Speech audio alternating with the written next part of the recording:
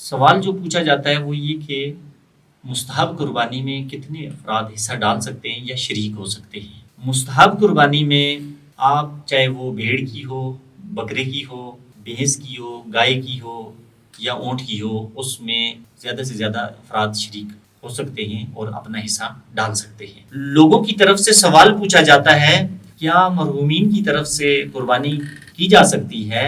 تو بزرگان، علماء، مراجع اعظام کی طرف سے حکم ہے کہ مرحومین کی طرف سے قربانی کرنا جائز ہے، بلکہ آپ قربانی کا جو ثواب ہے اپنے مرحومین کو ہدیہ کر سکتے ہیں۔ لوگوں کی طرف سے یہ سوال پوچھا جاتا ہے کہ کیا گھر کے پلے ہوئے جانور کی قربانی کرنا جائز ہے یا نہ قربانی کے لیے ایک نیا جانور خریدا جائے؟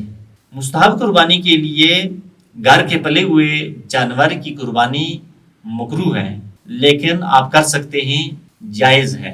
مکروہ سے مراد یہاں پہ یہ ہے کہ اس کا ثواب خریدے ہوئے جانور سے کم ہے، لیکن قربانی اس کی جائز ہے، کوئی مشکل نہیں ہے۔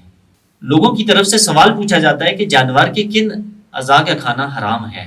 ان میں نر اور مادہ جانور کی شرمگاہیں اور مقعد، اسی طرح آلات تناسل، اس کے علاوہ ہڈیاں، تلی، پتا، خون، مثانہ اور حرام مغز، اور اسی طرح مرکزی مغز جو ہوتا ہے جانور کا، اس کے اندر ایک چنے کے دانے کے برابر ایک دانہ ہوتا ہے، اس کا کھانا حرام ہے۔